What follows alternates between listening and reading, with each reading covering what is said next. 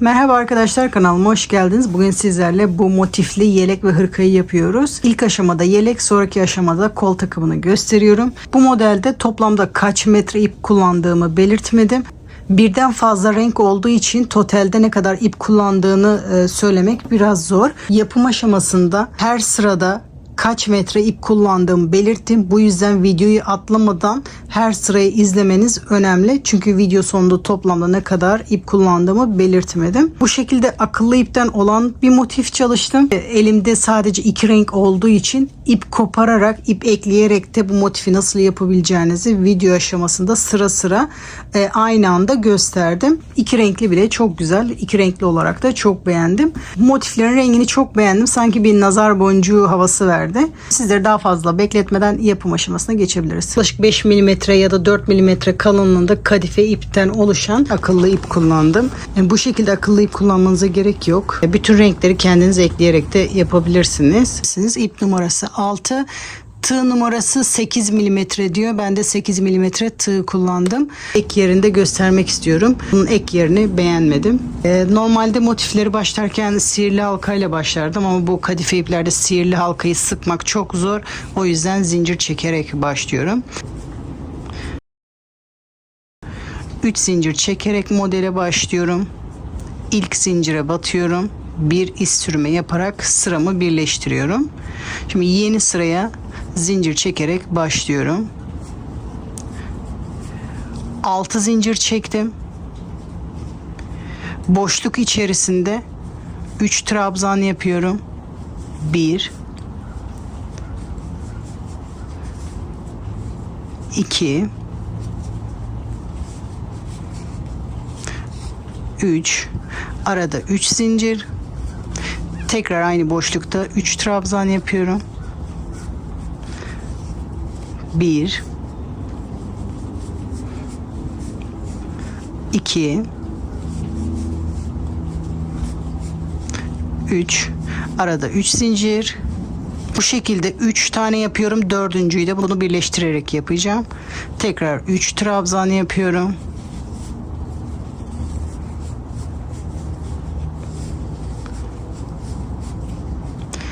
Köşe için tekrar bakın kaydırması çok zor oluyor. 3 zincir.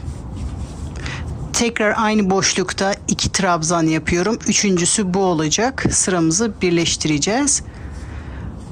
1 tekrar aynı boşlukta 1 trabzan daha. Şimdi 3. trabzanda bu ilk çektiğimiz zincir olacak. 3. zincire batarak bir iz sürme yapıyorum. Sıramı birleştiriyorum.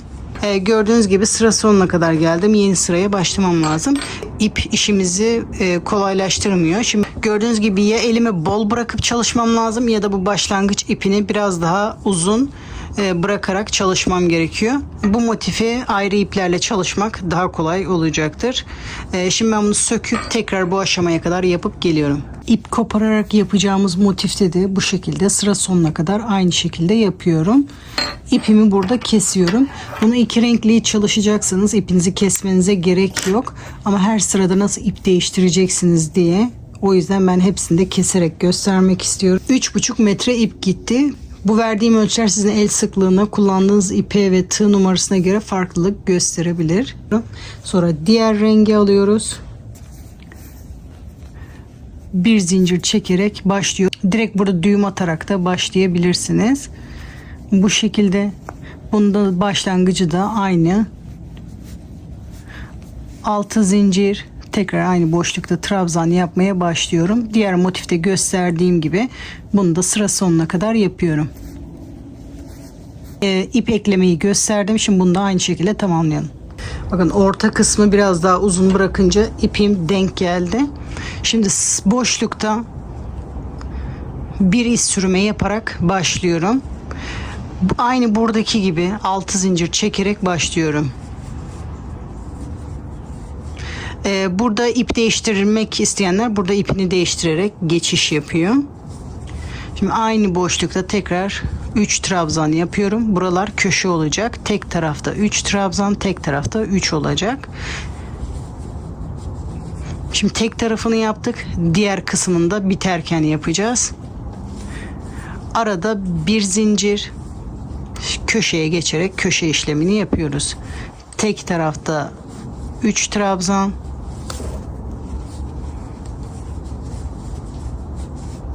arada 3 zincir, tekrar aynı boşlukta 3 trabzan yapıyorum.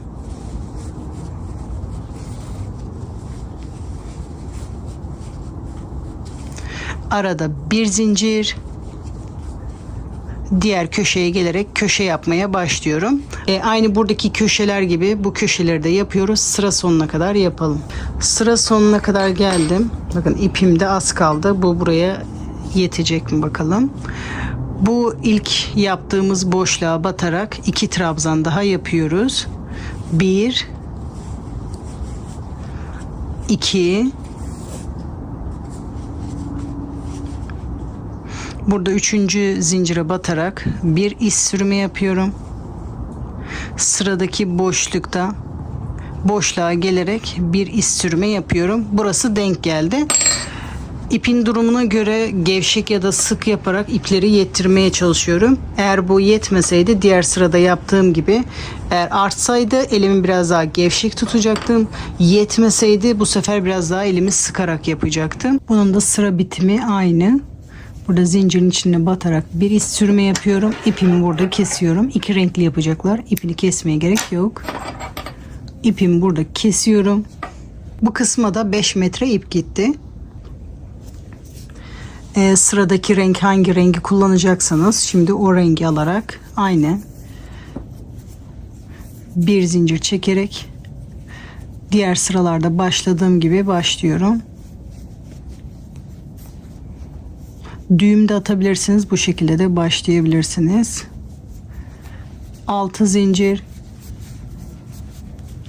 boşlukta trabzan yapmaya başlıyoruz. Normal sıralarda yaptığımız gibi başlıyoruz. Bunu da sıra sonuna kadar yapalım. Şimdi 6 zincir çekerek yeni sıraya başlıyorum.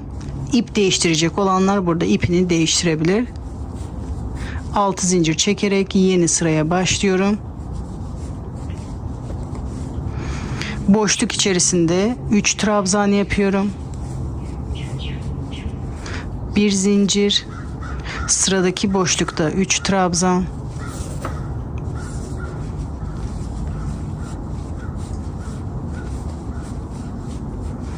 bir zincir. Şimdi bu aşağıda yaptığımız gibi burada köşe yapmaya başlıyoruz. 1 2 3 arada 3 zincir, aynı boşluk içerisinde 3 trabzan yapıyoruz. Bu sırayı da bu şekilde sıra sonuna kadar tamamlayalım. Aynı buralarda yaptığımız gibi sıra sonuna kadar tamamlayalım. Şimdi sıra sonuna kadar geldim. Bakın ipim denk gelmedi ama size sıra bitmeni göstereceğim. Ondan sonra düzelteceğim. Boşluk içerisinde 2 trabzan yapıyorum. Burada 3. zincire batarak sıramı birleştiriyorum. Sıra bitimi bu şekilde oluyor. Gördüğünüz gibi renk denk gelmedi. Belki şu anda kameradan tam fark edemiyorsunuzdur. Bunu düzeltmem gerekiyor ki bundan sonraki sırada denk gelsin. Bunu böyle başlarsam sonraki sırada denk gelmiyor. Şimdi ben bunu söküp elimi hafif biraz daha sıkarak bunu yedirmeye çalışıp geliyorum. Bunu da sıra sonuna kadar geldim. Sıramı bitirdim. Şimdi yeni renge başlıyoruz. Bu sıraya, yani buradaki şu sıraya 8 metre ip gitti. Şu anda şu sırayı yapacağız. Hangi rengi kullanacaksak o rengin ipini alıyoruz. Aynı şekilde başlıyoruz.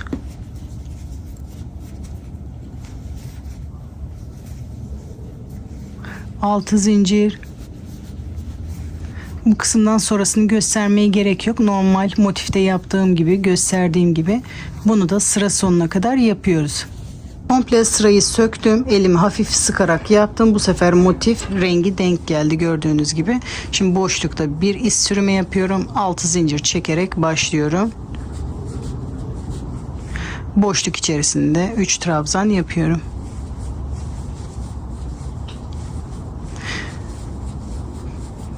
Ara boşluklarda aynı.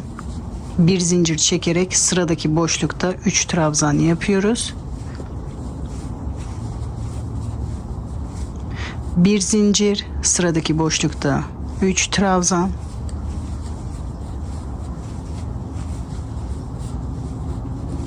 Bir zincir. Burada köşe yapmaya başlıyorum. Köşeler aynı, ara boşlukları aynı şekilde yapıyoruz. Bu sırayı da bu şekilde sıra sonuna kadar tamamlıyoruz. Köşeyi de bitiriyorum. Diğer sıralarda yaptığım gibi bu sırayı da sıra sonuna kadar yapalım. Sıra sonuna kadar geldim. Son boşlukta da 2 trabzan yapıp 3. zincire batıp iz sürme yaptım. Sırayı bu şekilde bitiriyoruz ama ben denk gelmediği için ipimi söküp bunu düzeltip geliyorum. Bu sırayı da tamamlıyorum. Bu krem kısım için, yani bu koyu mavi olan kısmına da 11 metre ip gitti. Şimdi bu son sırayı yapıyoruz. Onu da aynı şekilde bir zincir atıyorum. Boşlukta başlıyorum. 6 zincir,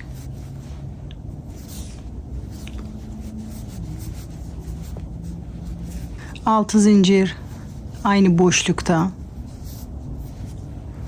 3 trabzan yapıyorum.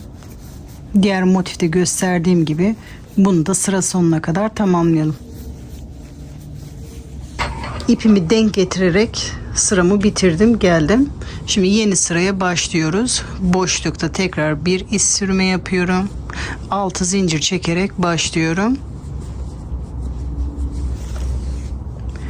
Boşluk içerisinde köşenin diğer yarısını yapıyorum. 3 trabzan.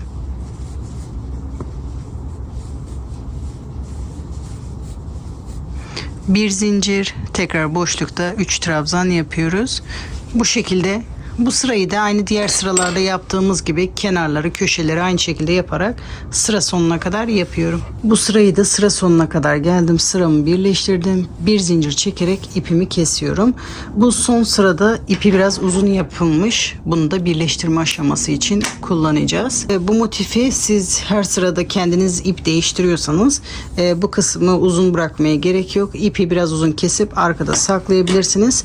Sonra bu kullandığınız iplerden hangisiyle dikmek istiyorsanız iğneye o ölçüde keserek dikebilirsiniz. Hiç önemli değil. Şimdi motifim hazır. Bunu da sıra sonuna kadar tamamladım. İpimi kesip bu ipimi arkada saklıyorum. Bu son sıra için, yani şu sıraya toplamda 14 metre ip gitti. Bu ipekleyerek yaptığım motifin genişliği 28 santim. Akıllı ipten yaptığım motifin genişliği de 27 santim. Bu şekilde ip yettirmeye uğraşmadan yapılan motifi daha rahat çalışabildim. İp kalınlıkları aynı ama ölçüleri bir tık farklı oldu. Bu şekilde ayrı iplerle çalışınca daha kolay olacak. Bir yumaktan 4 tane motif çıkıyor. Bunu hırka ve yelek yaparken modelin özelliği ön tarafta, tek tarafta bir bütün motifin olması, bir diğer tarafta bir bütün motifin olması gerekiyor. Bu motifin büyüklüğü sizin için hala yeterli değilse bir sıra ya da 2 sıra olarak ekleyebilirsiniz. Motifi göğsümüzün arasından kol altına doğru ölçüyoruz bedende. Oraya kadar geliyorsa motifin genişliği yeterli. Bedeni büyütmek için bu motiflerde sıra eklemek gerekiyor. Bu motifler tek tarafta bir tane, tek tarafta bir tane olacak. Arkada da bu şekilde 2 tane motif olacak. Böyle yan yana tuttuğunuzda bu beden sizin için yeterliyse sıra eklemenize gerek yok. Ama bu sizin için hala küçükse birer sıra ekleyebilirsiniz. Şimdi bunları birleştirme aşamasına geçebiliriz. Motifleri birleştirmeye başlıyoruz. 2 motifin de düzü yukarıda. Şimdi sırasıyla bakın ikinci zincirden, diğer tarafta da ikinci zincire batıyorum. İkinci zincirin tek teline batıyorum. Bu şekilde dikmeye başlıyorum. Siz bu şekilde ipinizi uzun bırakmadıysanız, yeni ip geçirdiyseniz burada düğüm attıktan sonra bu işlemi yapıyorsunuz. Şimdi sıradaki zincirin benden taraftaki teline, bu taraftaki zincirin de benden taraftaki teline batarak bu şekilde dikme işlemini yapıyorum. Tek teline batarak dikme işlemi yapıyoruz. Şimdi trabzanın arka teline, diğer trabzanın da benden taraftaki teline batarak dikme işlemini yapıyorum. Çok sıkmadan sıradaki trabzanın bir teline, Benden taraftaki trabzanı da bir teline batarak dikiyorum. Fazla sıkmıyoruz. Sıradaki trabzan telini karşı taraftaki trabzanın da teline batarak dikiyoruz. Bunu dikkat etmemiz gerekiyor. Sıkmadan yapalım ki toplanmasın bu kısım. Sırasıyla zincirin bir teline, benden taraftaki zincirin bir teline bu şekilde sırasıyla bütün tellerine batarak sıra sonuna kadar dikiyoruz. Bu şekilde sıra sonuna kadar dikelim. Şimdi iki motifi birbirine ekledim. Bu ön tarafın tek tarafı oldu. Aynı şekilde diğer tarafa da yapacağız. Şimdi bunu ipimi koparmadan ben eklemeye devam etmek istiyorum. Burası ön olacak. Burası omuz. Burası kol oyuntusu olacak. Burası da bedenin devamı olacak. Burası yan dikiş olacak. Şimdi ben ipimi koparmadan eklemeye devam etmek istiyorum. Şimdi burada köşenin ikinci zincirine kadar geldim. Burada da aynı şekilde köşenin ikinci zincirinin bir teline batıyorum. Bunu daha kolay dikebilmek için şu şekilde de tutabilirsiniz. Şimdi sıradaki zincirin bir teline, benden taraftaki zincirin bir teline batarak dikmeye devam ediyorum. Şimdi trabzanların arka tellerini dikmeye devam ediyorum. Bunu 2-3 tane birden yapmayın. Böyle tek tek yapın ki burası kasmasın. Rahat bir şekilde olsun. Sırasıyla bir tel oradan, bir tel bu taraftan. Burayı da sıra sonuna kadar dikiyorum. Burayı da sıra sonuna kadar birleştirdim. Köşenin ikinci zincirine kadar geldim. Bir önceki zincirden tekrar dikiyorum sıkılaştırmak için. Sonra arkada düğüm atıp ipimi burada kesiyorum. Bu şekilde motifleri sıra sıra ekliyoruz. Şimdi önün yarısı hazır. Arkanın da tek motifini ekledim. Şimdi iğnemde biraz ip kalmışken şimdi omuzu eklemek istiyorum. Omuz yaparken de diğer motifi alıyorum. Yani arkadaki şu motifi ekleyeceğiz. Bu kısmı ekleyeceğiz. Bu kol kısmını eklemeyeceğiz. Bu şekilde katlayıp omuz yapacağız. Arkası da eşit olduğu için ekstra bir yaka mesafesi bırakmadık. O yüzden burada bir yaka boşluğu bırakmamız gerekiyor. Bunu ortalama hesaplayarak yapacağım.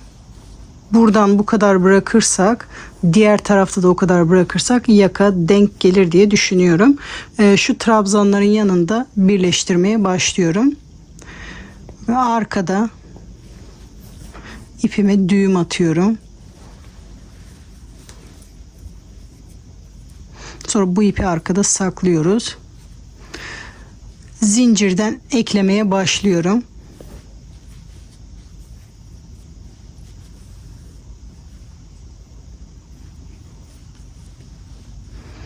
Bu tarafın zincirine de batıyorum.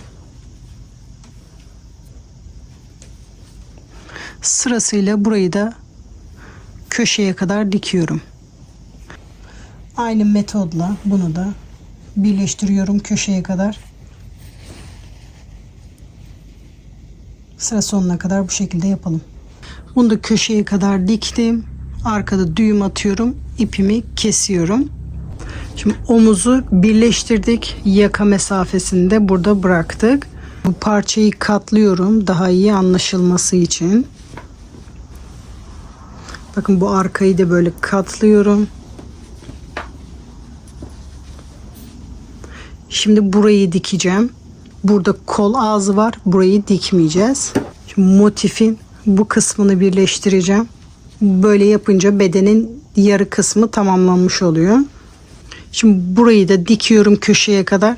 Birleştirirken bakın diğer motifte ikinci zincire kadar gelmiştik. Bunda da ikinci zincire geldim. Aynı ikinci zincirde tekrar batıyorum. Diğer motifi birleştirirken de batmıştım. Aynı boşluğa batıyorum. Sonra sıradaki zincirlere batarak dikmeye devam ediyorum. Bu şekilde sıra sonuna kadar burayı dikelim. Bu kısmı da birleştirdim. Şimdi bedenin yarısı hazır gördüğünüz gibi. Bakın burası kol, yaka. Şimdi diğer tarafı da aynı şekilde yapıyoruz ve arka ortasını da birleştireceğiz. Şimdi iki tarafı da hazırladım. Bu şekilde yanlar, yaka da hazır. Şimdi sadece bu arka ortasını birleştiriyorum. Burayı da birleştirelim. Aynı normal sıralarda yaptığımız gibi burayı birleştiriyoruz. Arka ortasını da bitirdim. Şu anda yelek olarak hazır. Bu önüne isterseniz bağcık yapabilirsiniz bağlamak için. Bağlarsanız iyi olur. Şimdi ben buradaki ipimi kesmemiştim. Tam bu ek yerinin orada bağlama ipi yapabiliriz. Bağcık ipini yaparken de bu şekilde ipimi alıyorum. Bir zincir yaparak bu öndeki ek yerinde yapıyorum. Şu şekilde ikisine batarak ipimi alıyorum.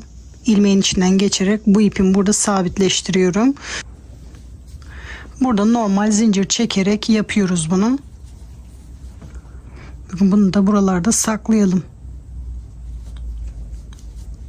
Şimdi bunu düğüm atabilecek kadar zincir çekiyorum. Bunu dilerseniz bir zincir sayısı yok. Siz bunu kendiniz ayarlayabilirsiniz düğüm atabilecek şekilde. Bunu dilerseniz bu şekilde sadece zincir olarak bırakabilirsiniz. Dilerseniz ucuna çiçek de yapabilirsiniz. Çiçek yaparken de bu şekilde 3. zincirin içine batarak trabzan yapabilirsiniz. Bir trabzan yaptıktan sonra 2 zincir, tekrar aynı boşlukta bir sık iğne, 2 zincir, aynı boşlukta bir trabzan, 2 zincir, 2 zincir, tekrar aynı boşluğa batarak bir iz sürümü, tekrar 2 zincir, aynı boşlukta bir trabzan, 2 zincir, aynı boşlukta bir iz sürme yaparak bir zincir çekiyorum. İpimi burada kesiyorum. Bu şekilde ucuna çiçek de yapabilirsiniz. Aynı şekilde diğer tarafa da yapıyorum. Şimdi yelek kısmı hazır. Bunu hırka yapmak istiyorsak kollar hazırlamamız gerekiyor. İlk önce iki motifi birbirine ekliyorum. İlk önce bu kenara ekliyorum. Sonra diğer kenara ekleyeceğiz. Şimdi iki motifi ekleyip geliyorum. İki motifin bir kenarını birleştirdim. Sonra ikiye katlıyorum. Bu sefer bu eklediğim motifin karşı kenarını dikiyorum. Bakın bu kenara dikmiştim. Şimdi bu kenarı dikiyorum. Bu ortası bu kısımla bu kısım boşta kalıyor. Şimdi bu kısmı da bu kenarı da birleştirelim. İki motifi hazırladım. Kolun yarısı hazır. Diğer iki motifi de aynı şekilde ekliyorum. İkisini birbirine bu şekilde ekliyorum. Şimdi ikinci parçayı da ekledim. Gördüğünüz gibi bu şekilde. Şimdi bunları birbirine ekliyoruz. Bu tek motifi bunları birbirine, arkadaki motifleri de birbirine ekliyoruz. Ek yerinden başlıyorum. İpimi buraya bağlıyorum.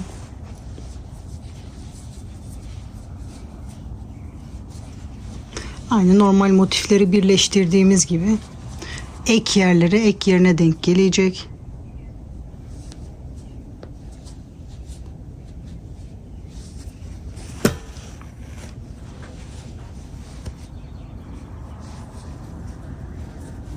Sırasıyla aynı diğer motiflerde birleştirdiğimiz gibi bir tel oradan, bir tel bu taraftan, bu şekilde burayı da birleştiriyoruz.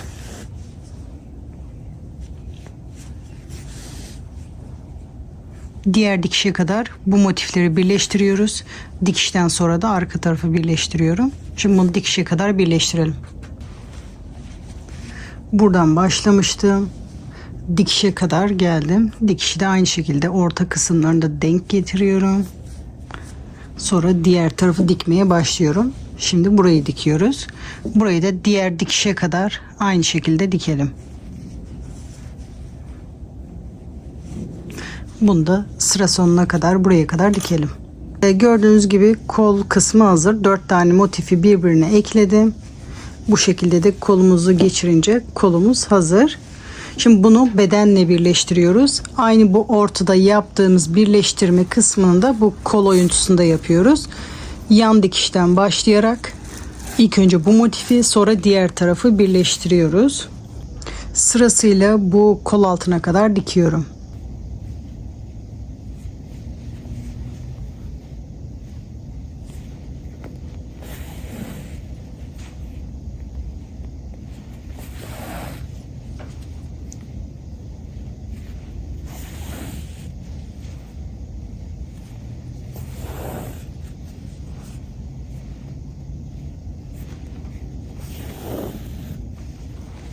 Bu şekilde dikelim. Şimdi kol altına kadar geldim. Şu kısmı toparlamam gerekiyor. Şimdi buraya batıyorum. Buraya batıyorum. Ve buraya batarak hepsini toparlamaya çalışıyorum. Sonra diğer tarafı dikmeye başlayacağım. Şuradan bir sefer daha tutturayım ki sağlam olsun, bu kısım açılmasın.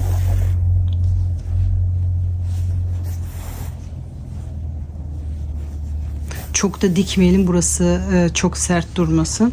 Şimdi diğer tarafa geçiyorum. Şimdi bu arka tarafı dikiyorum. Kolumuzu bu şekilde takıyoruz. Tek tarafın kol takma işlemi bitti. Aynı şekilde diğer tarafı da hazırlayıp takıyoruz. Şimdi ondan sonra bitmiş haline geçebiliriz. Modelin yapılışı bu kadar arkadaşlar. Gördüğünüz gibi yapılışı çok kolay. Rahatlıkla herkesin yapabileceği bir model. Bu birden fazla renk olduğu için toplamda ne kadar ip kullandığımı belirtmedim. Bütün sıralarda kaç metre ip kullandığımı yapım aşamasında gösterdim. Bunu hesaplayarak o renkleri alabilirsiniz. Umarım sizler de yaparken keyif almışsınızdır. Sizlerin neler yapacağını merak ediyorum. Sosyal medyada paylaşım yaparken beni etiketlerseniz ben de neler yapmış olduğunuzu görürüm. Kanalıma hala abone değilseniz ücretsiz abone olabilirsiniz. Zili açarak sıradaki videolardan anında haberdar olabilirsiniz arkadaşlar. Hala bir beğen ve yorum yapmadıysanız beğen ve yorum yaparak destek olabilirsiniz arkadaşlar. Sıradaki videolarda görüşmek üzere.